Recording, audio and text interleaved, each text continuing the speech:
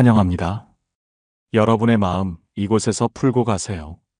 살다 보면 한 번쯤은 이런 생각을 하게 됩니다. 우리 아이들 다 컸으니 이제는 가족끼리 여행도 한번 가야지. 오래도록 꿈꿔왔던 그 장면. 푸른 바다를 바라보며 웃고 맛있는 음식 앞에서 도란도란 이야기 나누고 한 번쯤은 그렇게 가족이란 이름으로 추억을 쌓아보고 싶었죠. 그래서 어렵게 시간을 맞추고 비행기표를 끊고 짐을 싸서 함께 떠납니다. 그런데 돌아오는 길에 이런 말을 내뱉게 됩니다. 다시는 같이 안 간다. 분명히 사랑하는 자식들과의 여행이었는데 왜 마음에 상처만 남았을까요? 그 여행 속에서 우리는 어떤 진실을 마주하게 되는 걸까요? 오늘 영상에서는 결혼한 자식과의 여행이 왜 때로는 가장 외롭고 서러운 시간이 되는지 그 숨겨진 이유를 하나씩 풀어드릴 겁니다.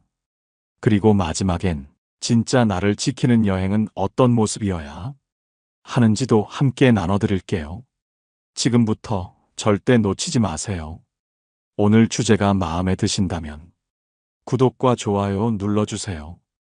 여러분의 마음을 안아주는 좋은 컨텐츠로 보답하겠습니다. 민정 씨의 이야기입니다.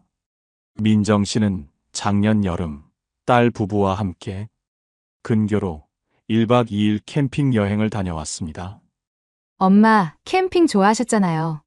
딸이 그렇게 말하며 초대한 자리였고 민정 씨는 그 말에 기꺼이 따라 나섰습니다. 짐을 나르고 텐트를 치고 다 같이 음식을 만들며 웃는 시간을 상상했죠. 하지만 도착하자마자 민정 씨가 맡게 된 역할은 서포트였습니다. 딸 부부는 캠핑용 세팅을 하고 사진을 찍고 드론을 띄우며 분위기를 즐기고 있었고 민정 씨는 옆에서 고기 굽고 상 차리고 아이들 챙기고 있었습니다. 점심을 먹을 무렵 딸이 민정 씨에게 웃으며 말했습니다.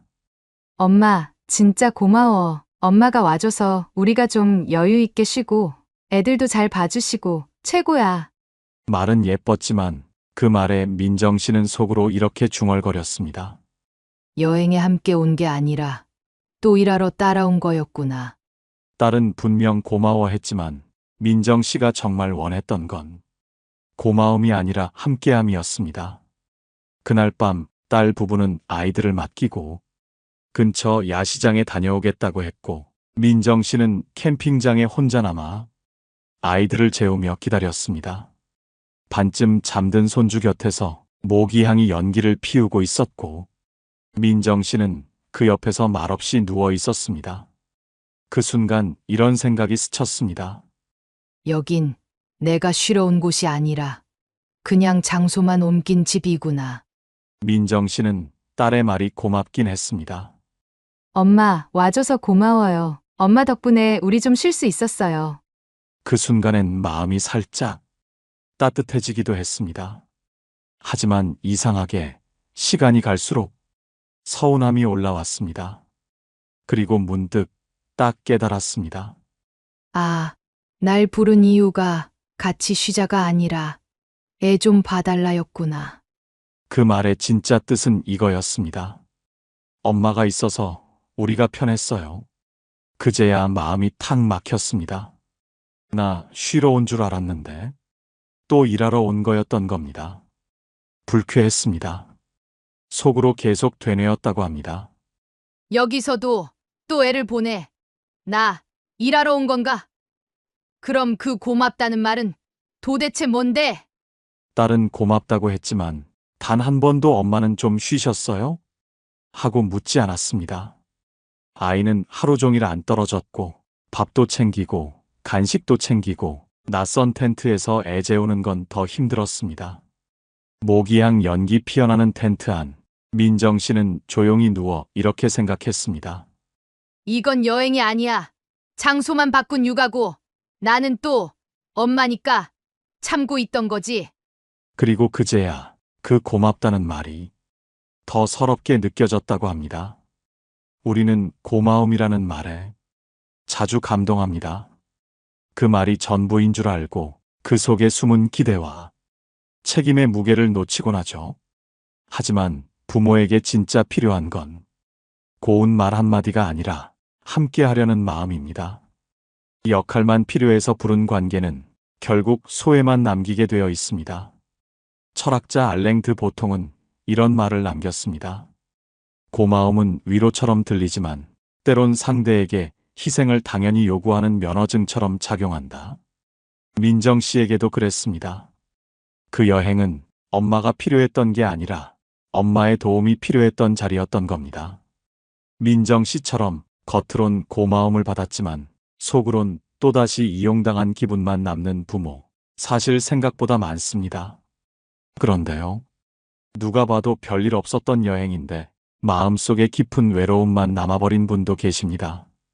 이번엔 정혜 씨의 이야기입니다. 정혜 씨는 아들 부부와 함께 제주도로 2박 3일 여행을 다녀왔습니다. 처음엔 가기 전부터 설렘이 컸다고 합니다. 아들 부부가 먼저 여행을 제안해왔고 항공권과 숙소 예약까지 모두 해두었다며 엄마 몸만 오시면 돼요. 그 말이 참 고마웠습니다. 나이 들수록 누군가 몸만 오라고 말해주는 일, 그게 얼마나 위로가 되는 말인지. 여러분도 아시죠? 큰맘 먹고 새 옷도 한 벌 장만했고 멀미약, 쌍화탕, 따뜻한 내복까지 챙겼습니다. 설렘도 있었지만 어딘가 모르게 조금은 긴장도 됐습니다. 이 나이에 자식들과 여행을 간다는 일이 왠지 낯설었기 때문입니다. 공항에서 아들과 며느리를 처음 마주쳤을 때 두 사람은 여행용 백팩을 메고 커플처럼 코디된 옷차림이었습니다. 정혜 씨는 말없이 미소 지었지만 속으로는 묘한 거리감이 느껴졌다고 합니다. 마음속 어딘가에 자연스럽게 선이 그어지는 기분이었죠. 비행기 좌석도 따로였습니다. 저희는 뒤쪽 창가고 엄마는 앞쪽 통로예요. 남은 자리가 거기밖에 없었다는 말에 정혜 씨는 고개를 끄덕였지만 속으론 생각했습니다. 가족끼리 간 여행인데 난 왜 혼자야? 제주도에 도착하자마자 아들 부부는 렌터카에 짐을 싣고 일정표를 다시 확인했습니다.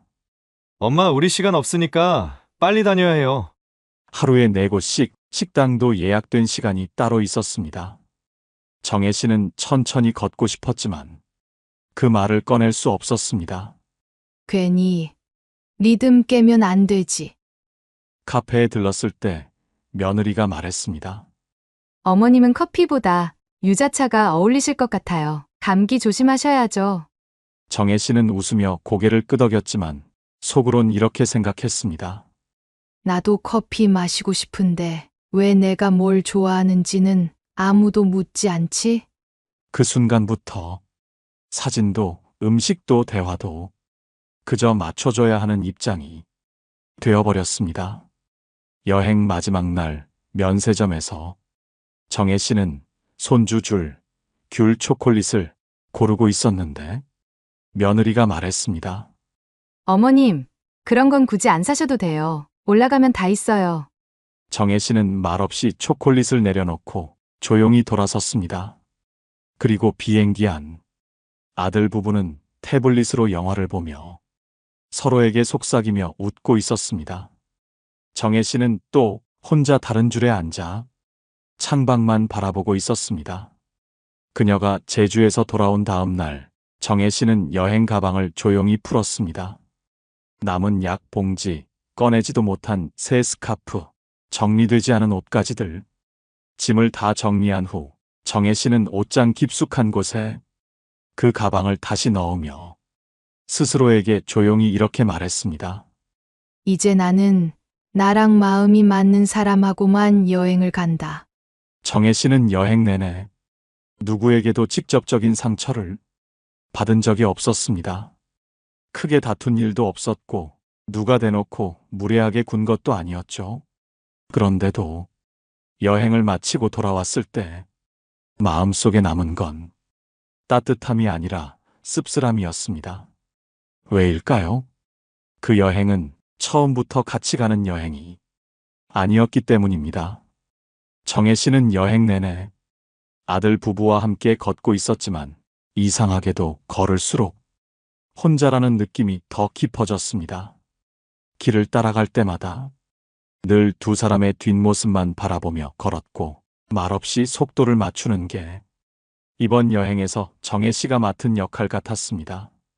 중간에 카페에 들렀을 때 며느리가 웃으며 말했습니다. 어머님은 유자차가 어울리실 것 같아요.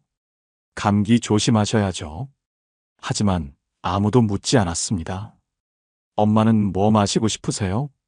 사진을 찍을 때도 마찬가지였습니다. 엄마, 여기 서서 우리 좀 찍어주세요. 가족 여행이라고 했지만 정작 가족 사진 속엔 정혜 씨가 빠진 장면이 대부분이었습니다. 밤이면 혼자 숙소 창가에 앉아 창밖을 바라보며 조용히 생각했습니다. 내가 뭘 잘못한 것도 아닌데 왜 이렇게 낯선가? 아침부터 밤까지 빽빽하게 짜인 일정을 따라다니며 엄마, 빨리요. 시간 없어요. 여기 예약해뒀어요. 늦으면 안 돼요. 누구 하나 정혜 씨의 걸음을 기다려주지는 않았습니다. 정혜 씨는 힘들다는 말 한 번 꺼내지 못한 채 그저 묵묵히 따라다녔습니다. 함께 밥을 먹고 함께 여행을 한다고 했지만 속으로는 계속 이런 생각이 들었습니다. 나는 그냥 따라다니는 사람. 오늘도 투명인간처럼 있는 사람. 누구 하나 정혜 씨의 취향을 물어봐 주지도 않았고 무엇이 불편했는지 진심으로 궁금해하는 사람도 없었습니다. 여행이 끝난 뒤 정혜 씨는 집으로 돌아와 조용히 여행 가방을 풀며 생각했습니다.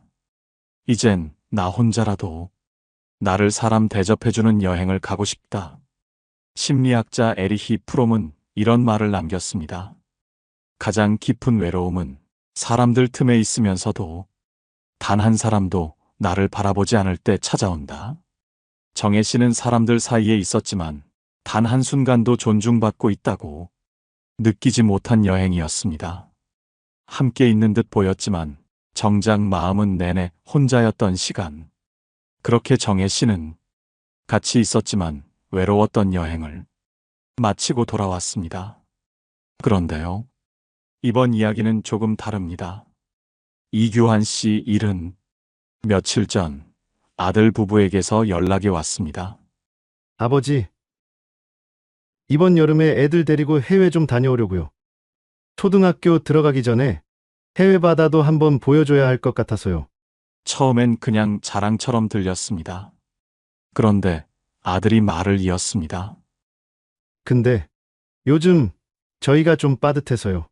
여행비가 살짝 모자랍니다. 아버지, 여윳돈 있으시잖아요. 아버지도 같이 가시고 손주랑 해외여행인데 이번엔 경비도 좀 도와주시면 안 될까요? 규환 씨는 말없이 듣고만 있었습니다. 잠깐 망설였지만 아들의 다음 말에 결국 마음이 무너졌습니다. 아버지가 함께 가주시면 애들도 너무 좋아할 거예요. 그래. 손주 웃는 얼굴, 그거 한 번 더 보자고 생각했습니다. 그래서 여행 경비 절반 본인이 냈습니다. 비행기표, 숙소 예약금까지. 하지만 막상 가보니 첫날부터 분위기가 이상했습니다. 공항에서부터 아들과 며느리는 서로 말을 거의 섞지 않았습니다. 카페를 지나가며 며느리가 말했습니다. 어유, 그러니까 처음부터 내가 반대했잖아. 아들은 아무 말 없이 앞만 보고 걸었습니다. 규환 씨는 그 옆을 조용히 걸으며 속으로 혼잣말을 했습니다. 가족 여행이라며 이 분위기는 뭐지?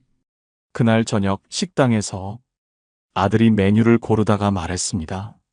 아버지, 여긴 제가 예약했는데요. 계산은 좀 부탁드려도 되죠? 규환 씨는 말없이 고개를 끄덕였습니다. 그날 밤 숙소에 돌아와 보니 아들 부부는 말도 하지 않고 각자 핸드폰만 보며 등을 돌린 채 누워 있었습니다. 둘째 날 해변에서 며느리가 아이를 혼자 두고 멀리 걸어가 버렸습니다.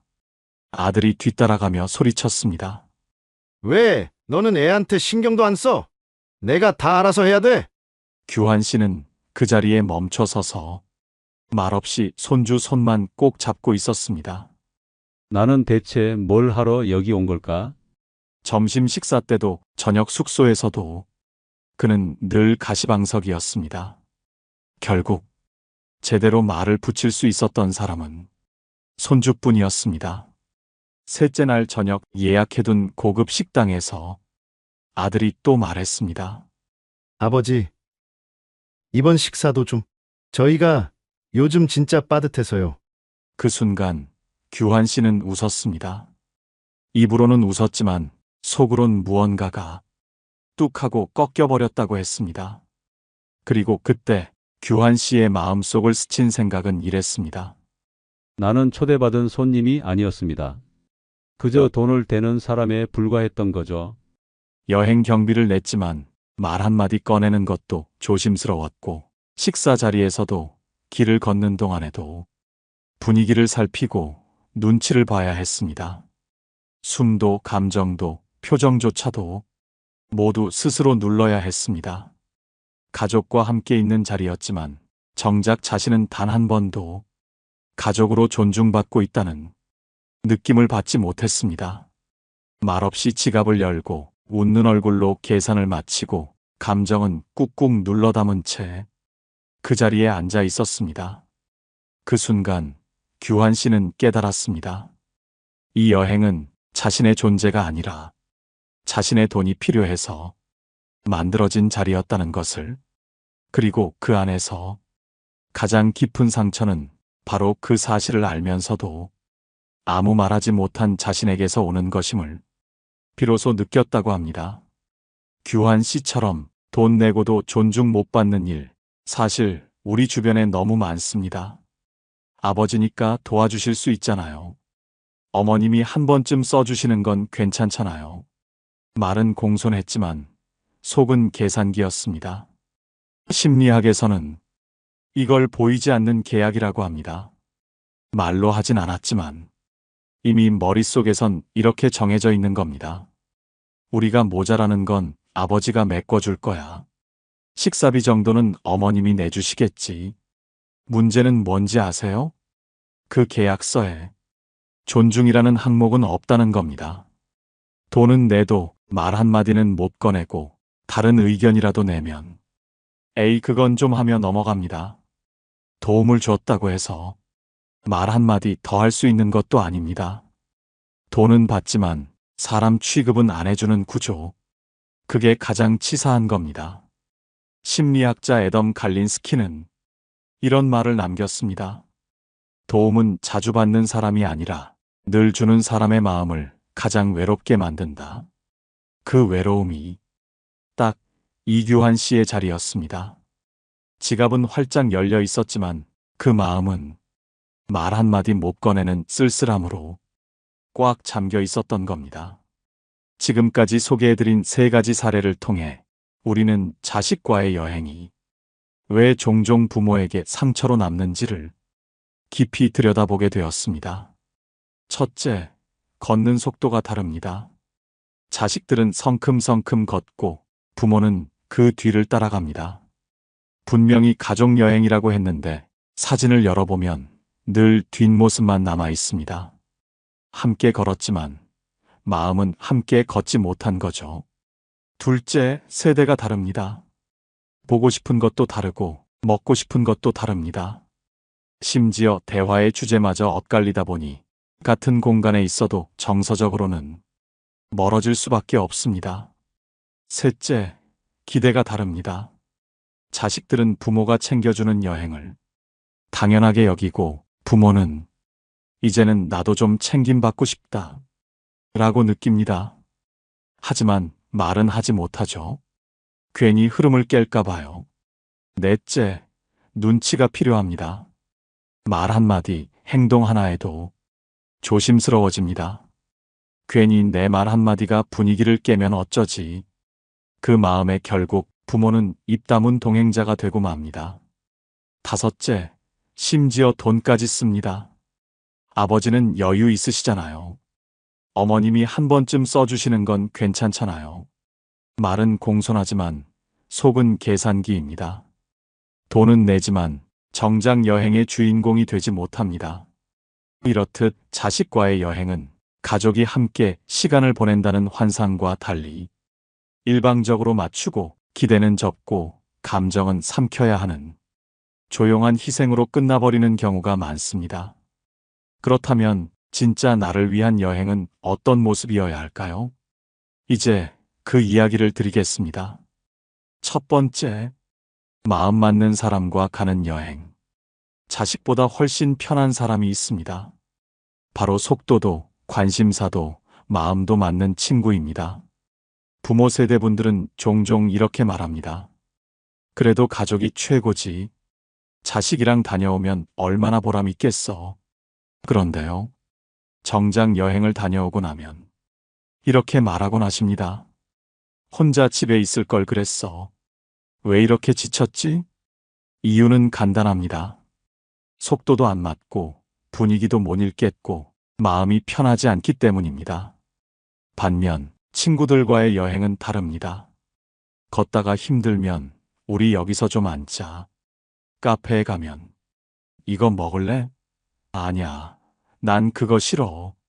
이런 말도 눈치 보지 않고 편하게 주고받을 수 있습니다.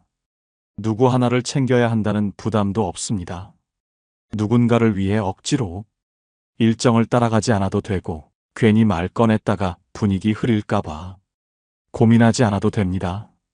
특히 같은 세대 친구들과의 여행은 공감대가 비슷해서 이야기 나누는 것만으로도 힐링이 됩니다.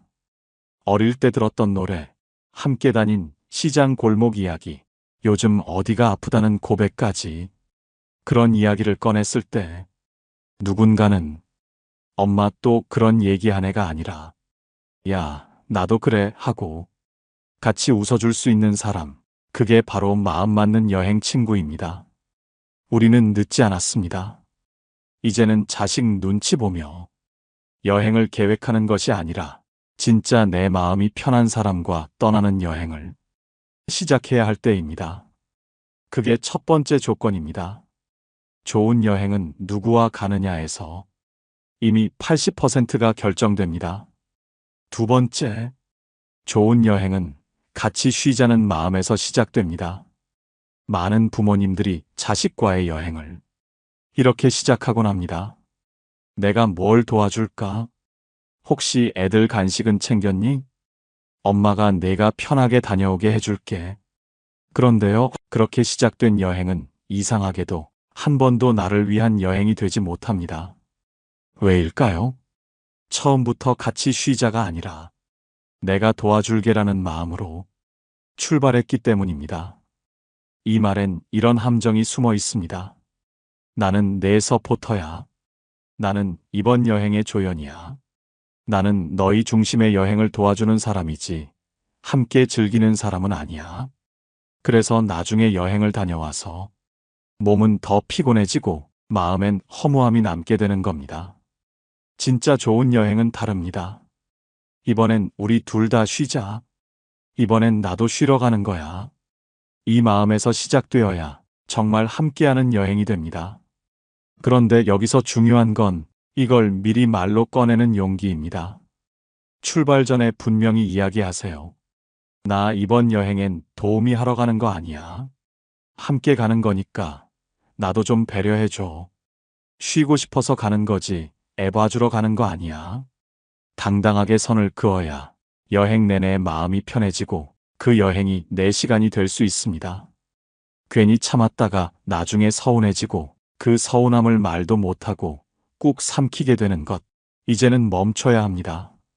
좋은 여행은요, 서로를 쉬게 해주자는 마음이 있어야 시작됩니다. 내가 해줄게 보다 우리 같이 쉬자 라는 말, 이제는 부모인 나 자신에게도 꼭 해주셔야 합니다. 세 번째, 여행에서 반드시 지켜야 할 단 하나의 원칙. 그게 뭘까요? 바로 서운하면 그 자리에서 말할 것. 이겁니다. 생각해 보세요. 여행이라는 게 뭔가요?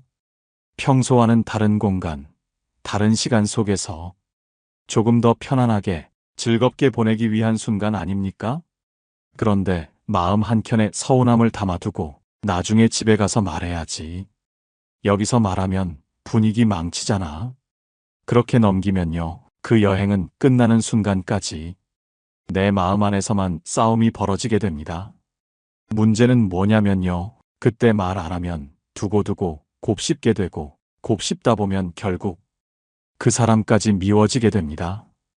특히 자식과의 여행에서는 더 그렇습니다. 내가 다 이해해야지.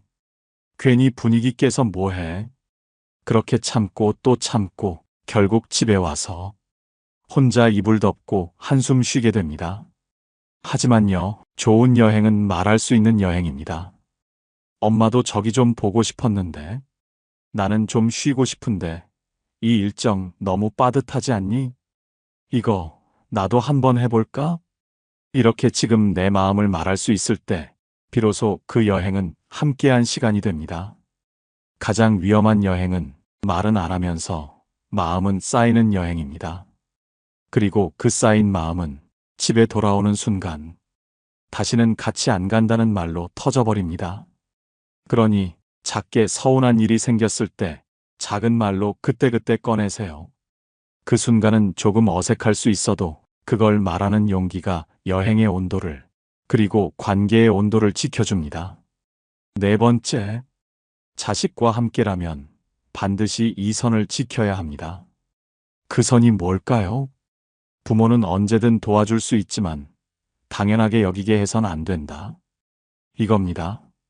아버지가 여행 경비 절반을 내주고도 감사하단 말 한마디 제대로 듣지 못한 채 눈치만 보며 돌아온 이유가 뭘까요? 바로 도와주는 걸 너무 당연하게 만든 분위기 때문입니다. 우리는 흔히 내가 해줄 수 있으니까 해주는 거지 라고 생각합니다. 하지만 자식 입장에선 해줄 수 있으니까 당연히 해줄 거야 로 바뀌기 쉽습니다. 문제는 여기서 생깁니다. 한두 번은 괜찮습니다. 하지만 한 번 당연해지면 두 번째는 요구가 되고 세 번째는 불만이 됩니다. 도움을 주었는데 존중이 아니라 의무로 느껴진다면 그건 부모 입장에선 가장 뼈아픈 모욕입니다. 그래서 여행 전 반드시 이 말을 해두셔야 합니다. 함께 가는 건 좋지만 내가 도와줄 수 있는 부분은 여기까지야. 즐기자고 가는 거지 도와주러 가는 건 아니니까. 그 선을 정중히 그러나 단호하게 말해두면 자식도 훨씬 더 준비된 마음으로 여행을 맞이하게 됩니다. 그리고 이건 돈에만 해당되는 이야기가 아닙니다. 시간도, 체력도, 감정도 마찬가지입니다. 걷는 게 힘들면 난 이쯤에서 쉬고 있을게. 대화가 피곤하면 너희끼리 다녀와. 나는 이 분위기 그냥 느끼고 싶어. 이 선을 명확히 지키는 부모는요, 자식에게 부담이 아니라 존경이 됩니다. 그리고 무엇보다 그런 태도는 나 자신을 지키는 단단한 울타리가 되어줍니다. 다섯 번째, 좋은 여행은 나의 속도를 지킬 수 있어야 합니다. 여행에서 가장 자주 생기는 갈등, 사실 대부분 일정과 속도 차이에서 시작됩니다. 엄마, 여기까지만 보고 얼른 가요. 아버지, 시간 없어요. 다음 장소 가야 해요. 자식들은 여행을 계획대로 소화하는 프로젝트처럼 움직입니다. 하지만 부모 세대에게 여행은 다릅니다. 한 장소를 천천히 둘러보고 잠시 앉아 쉬기도 하고 그 공간의 기분을 오래 음미하고 싶어 하죠. 이 속도 차이가 결국 함께 걷지만 마음은 따로 가는 여행을 만들어버립니다. 문제는요, 그 속도 차이를 말하지 못하고 참고 간다는 데 있습니다. 특히 자식과 함께 있을 땐 부모는 이런 말도 삼킵니다. 나 좀 힘들다. 여기서 잠깐만 쉬자. 오늘은 그냥 일찍 들어가고 싶다. 왜요? 괜히 민폐가 될까봐. 일정 흐름을 깨뜨릴까봐. 내가 끼어서 방해되는 건 아닐까 싶어서요. 그런데요, 좋은 여행은 일정을 다 소화하는 여행이 아니라 내 기분을 지켜주는 여행이어야 합니다. 그래서 출발 전에 반드시 이 말을 꺼내야 합니다. 나는 일정이 빡빡한 여행은 안 맞아. 너희는 계획대로 움직이겠지만 나는 천천히 보고 느끼고 싶어. 같이 가는 건 좋은데 나한테도 내 템포가 있어. 이렇게 미리 말해두는 용기. 그게 당신의 여행을 살립니다. 그리고 여행 중에도 주저하지 마세요. 걸음을 늦추고 싶을 땐 난 이쯤에서 좀 쉬고 있을게. 사진을 오래 찍고 싶을 땐 여기 너무 좋네. 조금만 더 있다가도 될까? 이 한마디만으로도 그 여행은 눈치 보는 시간이 아니라 내 감정을 존중받는 시간이 됩니다. 심리학에서는 이런 태도를 자기 존중감 기반의 선택이라고 부릅니다. 내가 뭘 원하는지 중심에 두는 것. 그게 바로 여행을 누군가를 따라가는 시간이 아니라 내 인생의 좋은 장면으로 바꾸는 유일한 방법입니다. 이번 여행만큼은 다녀왔더니 더 피곤해가 아니라 아, 나 진짜 좋았어. 이 말을 꼭 남기실 수 있길 바랍니다. 이제는 알겠습니다. 가족이라는 이름만으로 무조건 함께 떠나는 것이 항상 행복을 보장해주진 않는다는 걸요. 가족 여행도 부모의 헌신도 그저 사랑하니까 괜찮을 줄 알았습니다. 하지만요, 사랑도 함께 쉬어야 자랍니다. 존중도 말로 꺼내야 시작됩니다. 그리고 여행도 내 마음이 편해야 좋은 추억이 됩니다. 혹시 지금 이불을 덮고 혼자 한숨 쉬었던 여행을 기억하고 계신가요? 조용히 서운함을 꾹 눌러 삼켰던 그날이 떠오르시나요? 그렇다면 이제 그 기억 위에 당신만의 새로운 여행을 한 줄 더 써보시길 바랍니다. 누구를 위한 여행이 아니라 당신 자신을 위한 여행을요. 남의 속도를 따라가느라 내 감정을 내려놓는 시간은 이제 그만 놓아주셔도 됩니다. 당신이 중심이 되는, 당신이 웃는 그 여행을 지금부터 시작해보세요. 프랑스 철학자 미셸 몽테뉴는 이런 말을 남겼습니다. 여행이란 결국 새로운 풍경을 보는 것이 아니라 새로운 시선으로 나 자신을 바라보는 일이다. 여러분, 이번에는 누군가의 짐이 아니라, 누군가의 도우미가 아니라, 누군가의 계산서가 아니라 그저 나로서 조용히 웃고 천천히 걷고 가볍게 행복해지는 여행을 꼭 한번 떠나보시길 바랍니다. 그 길 위에 당신을 기다리는 새로운 나날이 피어날 것입니다. 감사합니다. 그리고 무엇보다 당신의 삶이 언제나 당신에게 따뜻한 여행이 되시기를 진심으로 바랍니다. 끝까지 시청해 주셔서 감사드립니다. 오늘 영상을 보며 여러분은 어떤 생각이 드셨나요? 여러분의 경험과 생각을 댓글로 나눠주세요. 여러분의 이야기가 누군가에게 큰 위로와 깨달음이 될 것입니다. 오늘 영상이 도움이 되셨다면 소중한 분들께 공유해 주시고 구독과 좋아요로 저를 응원해 주세요. 여러분과의 소중한 연결이 저에게 큰 힘이 됩니다. 오늘도 행복한 하루 되세요. 이상으로 마음 풀고 가세요 였습니다.